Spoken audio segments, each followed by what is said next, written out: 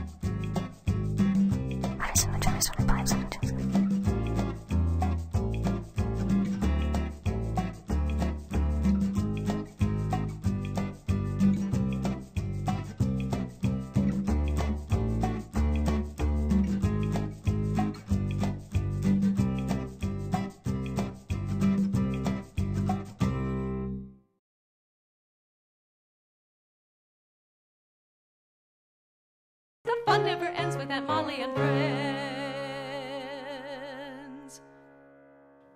Welcome back, boys and girls. Aren't we having fun here today? Yeah! I know it. Aunt Molly, it's Angie. Are you there? Hi, Miss Angie. How are you? I'm fine. We're here at Kashmir Popcorn Factory getting ready to learn how to make some caramel popcorn. Would you guys like to tag along? Do you guys want to go on a tour? Yeah! We're ready. Are you guys ready? Yeah. All right. Well, let's walk over here and we'll get our hair nets on. Why do you think we wear hair nets? So we don't get hair in the popcorn. Yeah, just because it makes it clean and sanitary, right? Okay, well, we're gonna go pop some popcorn. This is our hot air popper. This is how we'll be popping our popcorn today, okay? But we have two different kind of popcorns I wanted to show you guys that we use here at Kashmir. Do you see a difference in those two? And this is more of a white. These are yellow. This one's actually got a bigger kernel, and this is called mushroom popcorn. That's the kind that we pop to caramelize and put in bags. This is the kind we pop to use for our cheese and our regular popcorn. Miss Angie, do these corn kernels come from different kinds of corn? They are a different stock of corn. The yellow is what is a normal popping corn, and this is what they call a gourmet white petite popcorn. Okay, are you ready to pop? So what we will do now is we are going to put this popcorn inside this hopper. Once I put it in this hopper, it feeds it into this column, which pops the popcorn with hot air.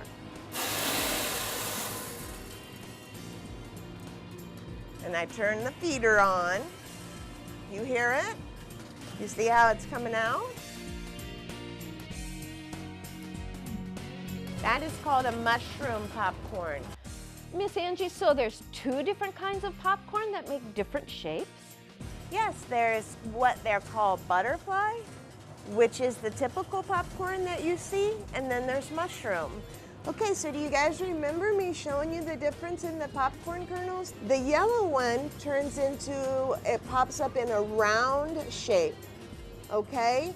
The little white ones, the smaller kernels, they pop up in what they call a butterfly shape. Okay, so now that we have our popcorn popped, we're gonna take it into the kitchen area where we caramelize. And I'm gonna show you guys our caramelizing machine. This machine caramelizes our popcorn. We put our ingredients in there and it will make caramel. We'll put the butter in the caramel machine. We'll put our brown sugar in there. Do you know what this is? Corn syrup. It is corn syrup. Good job. So we're gonna put our corn syrup in there. I will turn on and mix that up a little bit.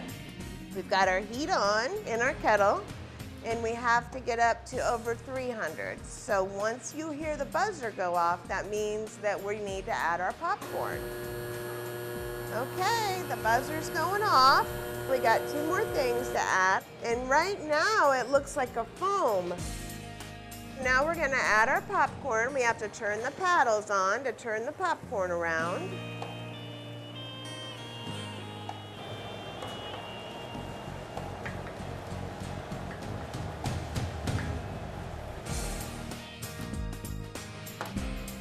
Ooh, doesn't that look delicious? So now we will go to the cooling table. Okay, so then we dump it on our cooling table, okay? And we cool it down by moving it across this table. So we mix it around. All right, so we're gonna take our popcorn and we are gonna put it in this bucket so that I can put it in our weigh scale machine, which weighs our popcorn out to get the exact amount of popcorn we need in each bag. So I pour it in the top. Would you guys like to weigh your own bag out? Yeah. All right, let's do it. I'm gonna turn my machine on, okay?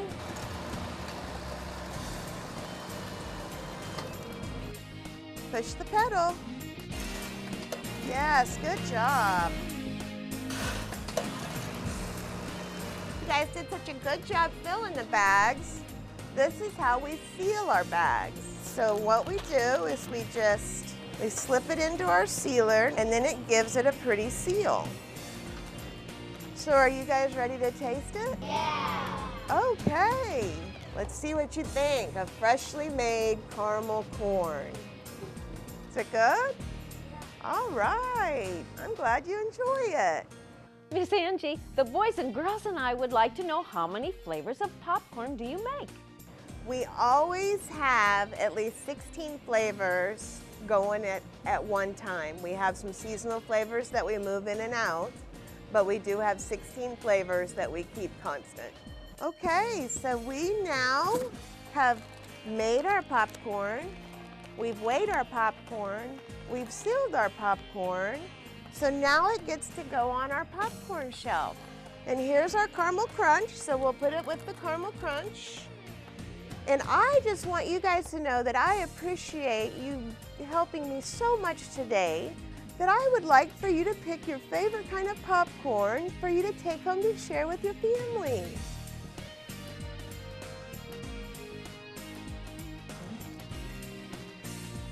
And Aunt Molly, we've got popcorn for you and all of the boys and girls in the studio. Oh, thank you, Miss Angie. We will enjoy that. We hope you enjoy cashmere popcorn and your trip today to our facility. Well, thanks, Aunt Molly and all the boys and girls for helping us make popcorn. We'll see you next time. Bye-bye. And we'll be right back. Don't go away. Aunt Molly and friends will be right back.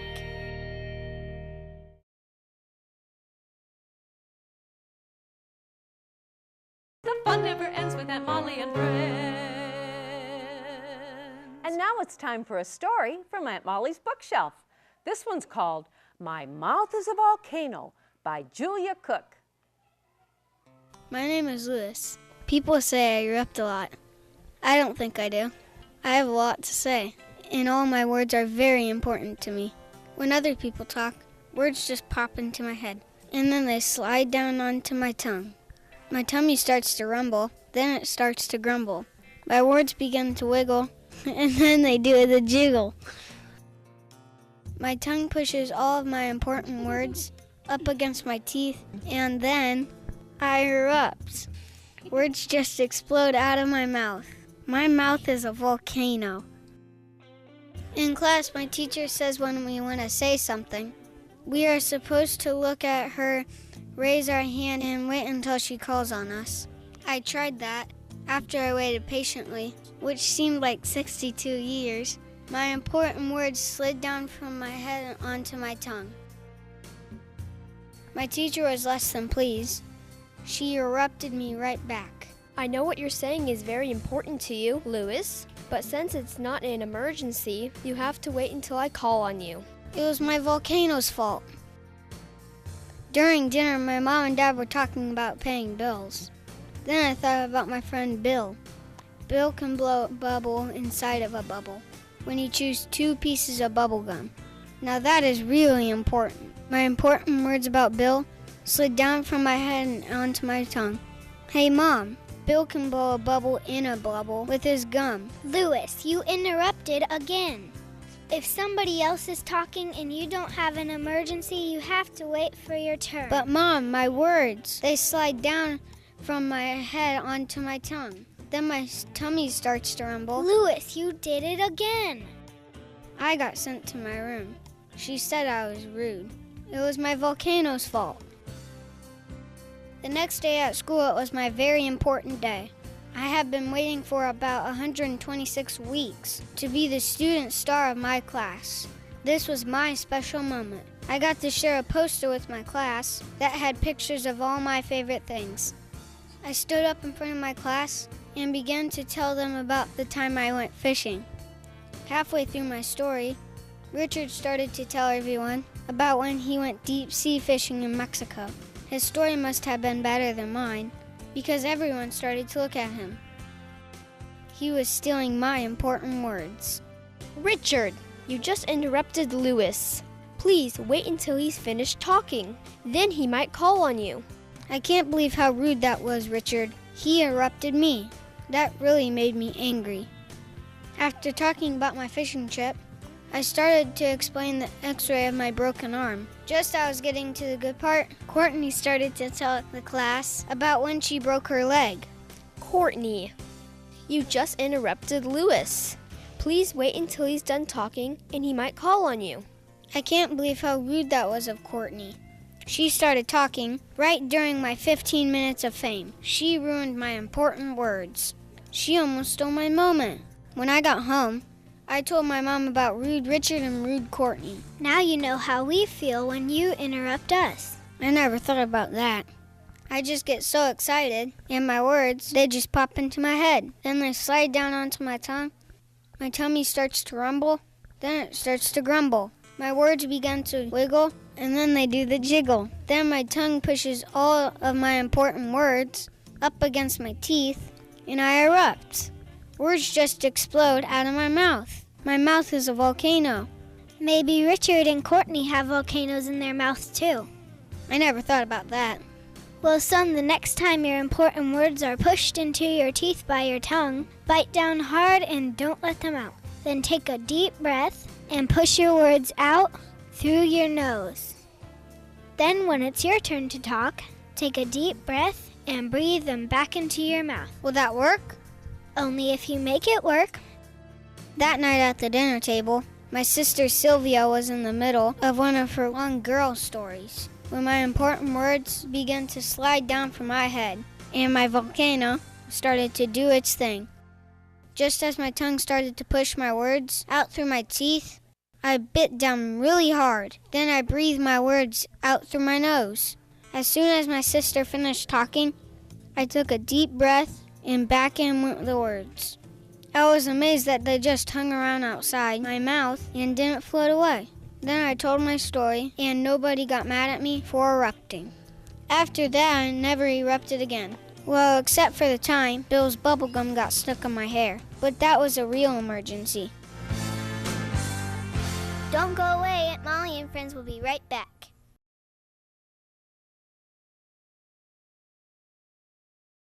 The fun never ends with Aunt Molly and friends. The fun Aunt Molly and friends.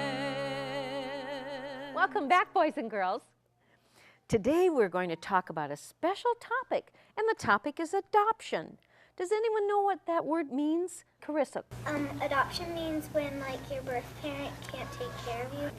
Another parent comes, they take care of you. Yes, and so then you live in a family who loves you, and they share their heart with you, and they raise you, and it's just a wonderful family situation. Have any of you been adopted? Carissa has been, Katie has been, Zach has been. So you have personal experience about being adopted. And how many children are in your family, Katie? 18. 18 children, and they've all been adopted? How special. And when a mommy and daddy adopts children, they may not all necessarily be from of the same skin color, or they may not be from the same country. It could come from all over, but it's just what's in our heart to take care of children and to love them. Rusty, you've been adopted, haven't you? Yeah, I'm so glad you adopted me from the shelter. Me too. I don't even know who my mom and dad are. I was too little, I can't remember, but you're my mom now, and I love you very much. I love you too, Rusty, and I'm so glad we are Doggy and Aunt Molly. Yeah. Yeah. And so, children, tell me about your experiences of being adopted. Carissa. When your parents adopt a new kid, when they come into your home, it's like you get to learn about their new cultures. And that's what's neat is when a family adopt children, it's almost like a melting pot. Like our country was formed. This country adopted all the different people who came. And so that's what it's like in a family too. Well, one of the great things about adoption is that you've been chosen by a mommy and a daddy who want to love you, and their heart is just going to grow and grow and grow, as is yours, because you are special in their lives. And when you talk about adoption, we always think about children going into the home of another mommy and daddy, but there could be other ways of adoption too. When we talk about animals, when we talk about friends, when we talk about just learning about things in life, we adopt certain principles and certain ways of doing things. Boys and girls, I'm so glad we had a chance to talk today about adoption. It's just a subject that maybe we don't know a lot about, but you've really helped us to learn more about growing our hearts with love through adoption. Thanks, boys and girls, for being a part of our program today. Join us again next time on Aunt Molly and Friends. Bye-bye. Come on over to my big back. If you would like to be in the studio audience of Aunt Molly and Friends, just have a grown-up. Go to AuntMollyOmaha.com for tickets. Aunt Molly and Friends is taped in front of a live studio audience at the Mall of the Bluffs in Council Bluffs, Iowa. And books to read and cookies to bake, games to play, we're on our way. Gather round, we'll share some fun today. Now here's what we can do.